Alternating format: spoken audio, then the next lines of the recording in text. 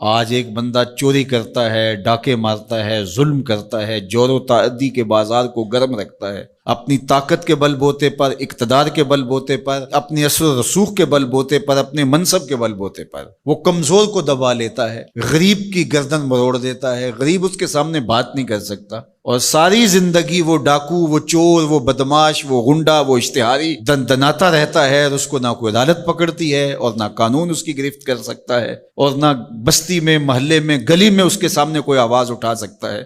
اور کمزور ساری زندگی پسا رہتا ہے۔ تو مرنے کے بعد اس لیے وہ عدالت رکھی گئی ہے۔ اللہ تعالیٰ نے قرآن مجید میں ارشاد فرمایا قیامت کے دن کیا ماننے والے اور انکار کرنے والے دونوں، کیا ہم ان کے ساتھ ایک جیسا سلوک کریں گے؟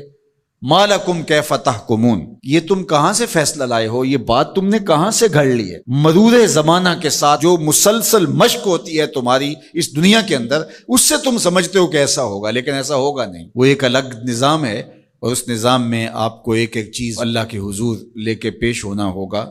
تو کہا واتقوا یوما، اس دن سے ڈرو، لا تجزی نفس عن نفس شیئا، کوئی جان کسی جان کی جزا نہیں بنے گی، کوئی جان کسی جان کا بدلہ نہیں بنے گی کہ اس جگہ مجھے رکھ لو۔ کوئی بننا بھی نہیں چاہے گا،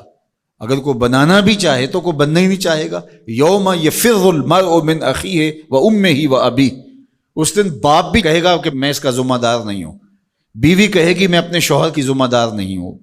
بیٹا کہے گا میں اپنی ماں کا ذمہ دار نہیں ہوں، ماں کہے گی میں اپنی بیٹی کی ذمہ دار نہیں ہوں، اور وہ ایک دوسرے سے جان چھڑا رہے ہوں گے۔ جب ماں بھی جان چھڑا رہی ہوگی، بتائیے وہ دن پھر کس طرح نفسی نفسی کا ہوگا۔ آج کی تاریخ میں سارے لوگ میدان چھوڑ کے بھاگ جائیں،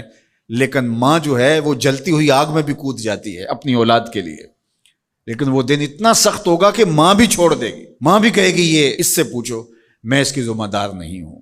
اللہ اکبر۔ تو کہا وہ دن آنے والا ہے، آج تم نے دنیا کے اس رویے سے اور اس طرز زندگی سے،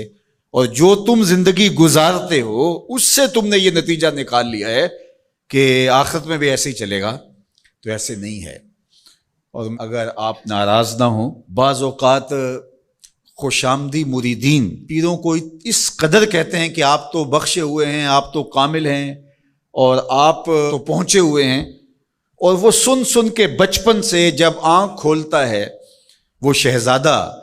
آغوش مادر سے، جب نکل کے وہ خانقاہ کے ماحول میں آتا ہے تو وہ یہی سنتا ہے کہ یہ کوئی الگ مخلوق ہے، تو آہستہ آہستہ اس کی طبع کے اندر بھی یہ راسخ ہو جاتا ہے کہ مجھے تو کوئی پرسش نہیں ہوگی، میں تو شریعت سے، قانون سے، اخلاقیات سے مبرہ ہوں۔ ہم نے دیکھا ہے کہ پیروں کے بیٹے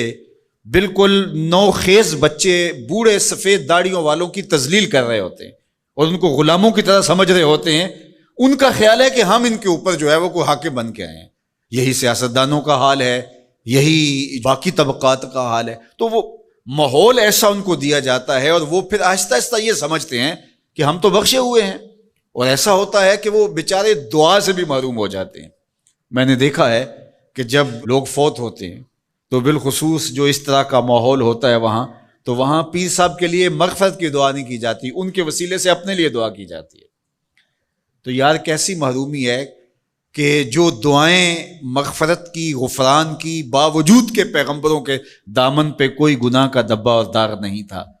لیکن اللہ سے وہ استغفار بھی طلب کرتے رہے اور اپنے لیے غفران و رحمت کی دعائیں بھی مانگتے رہے۔ اصحاب پیغمبر، اولاد رسول سب یہ کچھ کرتے رہے، لیکن آج جو ہے وہ مجھے اچھی طرح یاد ہے کہ ایک دفعہ ہم کہیں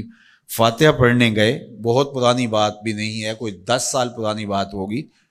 تو وہ جو صاحب فوت ہوئے تھے تو میں نے غفران و مغفرت کا کوئی لفظ کیا تو میری طرف بڑی تیکھی نظروں سے لوگ لکھنے لگے کہ یعنی کیا آپ ان کے لیے مغفرت کی دعا کریں گے؟ یعنی یہ تو بخشے ہوئے ہیں۔ میں اور آپ کسی کے لیے گمان کر سکتے ہیں، دعا دے سکتے ہیں، لیکن قطعاً کہنا ہمارے لیے یہ مشکل ہے۔ تو پھر کیا کریں گے؟ ہم دعا مانگیں گے۔ نیک سے نیک پارسا شخص بھی ہو، ہمیں یہ بتایا گیا کہ اس کی خوبیوں کو بیان کرو، اس کی اچھائیوں کو بیان کرو،